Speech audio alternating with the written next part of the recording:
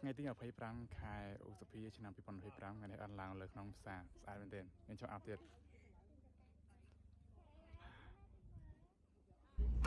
ហ្នឹងហើយកាវីដេអូហ្នឹងមែនអត់អញ្ចឹងនេះគឺជាដំណើរការសារមួយទៀតរបស់ខ្ញុំទៅកាន់ក្នុងផ្សារដែលជាដំណើរការសារបែបផ្សងព្រេងអូខេអញ្ចឹងឥឡូវយើងជិះឡានហើយទៅជិះឡានក៏យើងជិះមកដល់ថាគុំហើយមានបាយញ៉ាំត្រៀមទៅយើងឡើងភ្នំណាអូខេជីគូជនទៅដល់ជើងភ្នំសិនមកយើងឡើងអស់ផ្សារហើយផ្លូវគឺយើងជិះបដាយើងនៅឃើញកម្មភាពបដាហ្នឹងកាលពីនៅក្មេងនៅក្នុងស្រុករបស់យើងក៏មិនខុសគ្នាបានដែរអានេះយើងត្រៀមឡើងទៅក្នុងផ្សារហើយអូខេអានេះគឺជាកម្មភាពយើងរៀបចាប់ដើមឡើងក្នុងផ្សារគឺមានឆ្លងកាត់ជួសជ្រងចន្លងដងអូណាផ្លូវឡើងខ្ពស់ណាហើយមានគេហៅថាឈើច្រត់មួយដើម្បីទុកហើយនេះគឺសភាពផ្លូវយើងឡើងទៅគឺផ្លូវក្នុងមុំមកទៅទឹកមកក៏ដឹងហើយមែនអត់អូខេហត់ក៏ហត់តែសប្បាយក៏សប្បាយនេះយើងឡើងទៅក្រោយណាអូខេទៅមួយធីមបាជាទឹក20អ្នកជាងនេះគឺសារៈតិចសិនអូខេគឺតាមដងផ្លូវក៏យើងជួបមុខឧបសគ្គផ្សេងៗពួកថ្ងៃហ្នឹងឡើងទៅផ្លូវថ្ងៃហ្នឹងភ្លៀងនេះយើងជិតដល់ហើយអូខេជិតទៀងប្រហែលដល់អូខេយើងចាប់ដើមដើរទៅកន្លែងយើងស្នាក់នៅហើយនេះគឺទិដ្ឋភាពនៅខាងមុខរបស់យើងហ្មងគឺគេហៅថាភ្នំខ្នងសំពៅគឺទិដ្ឋភាពស្អាតមែនទែនទិដ្ឋភាពបៃតងត្រជាក់ភ្នែកតែម្ដងអូខេថតទុកជាអនុស្សាវរីយ៍មួយ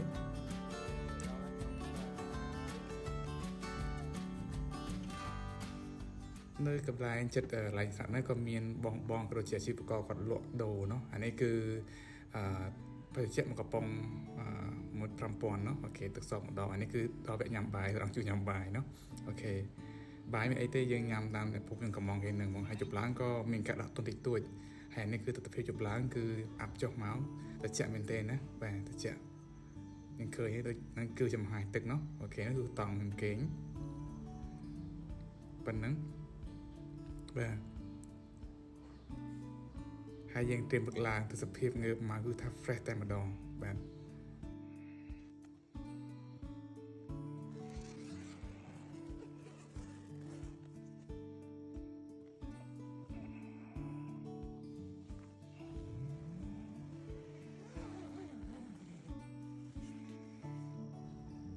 វ៉ាវ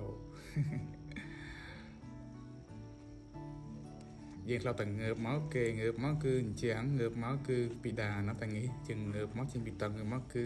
ធម្មជាតិនៅក្នុងមុខហ្មងពិតជាស្រស់ស្រាយមែនទែន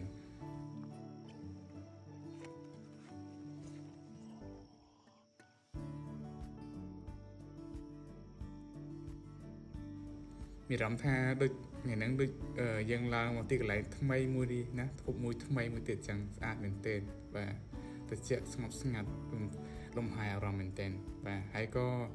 ត្រៀមខ្លួនឆ្លៀតទៅថតរូបទុកជាអនុស្សាវរីយ៍បាទស្អាតមែនទែនទស្សនភាពបាទអត់មានតែគេថតឲ្យច្រើនទេគឺមានដងកាមេរ៉ាមួយខ្លួនឯងគឺចាត់ការតែម្ដងបាទអត់ឲ្យទុកយូរទេបាទទស្សនភាពអានេះនៅក្នុងកំឡុងខ្ទង់ផាជីម៉ោង6ទៅម៉ោង7ណាបាទត្រជាក់ស្អាតមែនទែនបាទអញ្ចឹងមានន័យថាអ្វីដែលយើងហត់កន្លងមកពីដើរពីជើងភ្នំរហូតដល់ទៅគឺហត់ប៉ុន្តែយើងមកគិតទៅសភាពគឺយើងអាភាពនេះហត់ហ្នឹងគឺរលេសបាត់សូន្យតែម្ដងបាទអានេះគឺឆ្លៀតឡើងទៅលើភ្នំកំពូលភ្នំតែម្ដងខាងមុខយើងហ្នឹងបាទ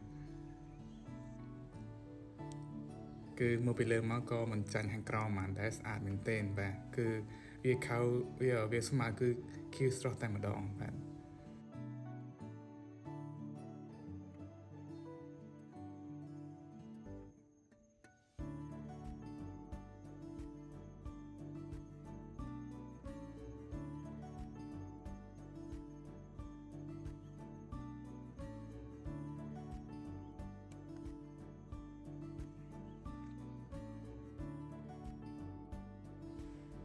គេទស្សនភាព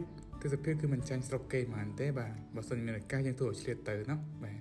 ហើយនេះគឺយើងច្រៀងឆ្លៀតទៅភ្នំមួយចំហៀងមួយទៀតបាទផ្លូវដើរទៅក្នុងផ្សារដែរគឺ អាប់កំពុងតែចុះគឺដើរបដើយើងអត់ខ្លាចហត់ទេព្រោះថាពេលហ្នឹងគឺទៅសតនភាពដូចយើងដើរបដើមានសន្តិជាមួយចាប់បក់យើងបដើអញ្ចឹងណាបាទគឺដល់ពេលហ្នឹងយើងពីអាកាសដែលយើងត្រូវការទៅស្រូបយកខ្យល់អាកាសឲ្យពេញសួតរបស់យើងមកវិញเนาะអានេះគឺយើងដើរពេលវគ្គជាមកដើរវិញហើយគឺយើងដើរផ្លូវមួយផ្សេងទៀតផ្លូវដែលគេត្រៀមធ្វើថ្មីបាទហើយដើរមកបដើភ្លៀងបដើប៉ុន្តែក៏ល្អដែរព្រោះវាត្រជាក់អត់មានក្តៅទេនៅការដើរនេះគឺអាចធ្វើឲ្យខ្ញុំមានខាប់អបិសោតថ្មីជាដំណើរថ្ងៃមួយគឺមានថានៅតាមចំណុចបងភ្នំគឺការដើរយើងគួរតែដើរជាមួយនឹងកន្លែងឆ្លងទៅហូបវាមានតាមព្រោះយើងអាចទៅដល់ដល់គេហើយនេះគឺយើងដើរមកដល់ផ្លូវច្រកឡើងហើយបាទ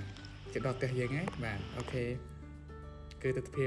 អរគុណមែនទែនចំពោះមិត្តភ័ក្តិដែលបានចូលរួមទាំងអស់គ្នាហើយក៏អរគុណទៅកាន់វត្ថុសំខាន់ជាច្រើនเนาะទី1យើងឃើញរូបភាពហ្នឹងគឺទី1គឺបាយ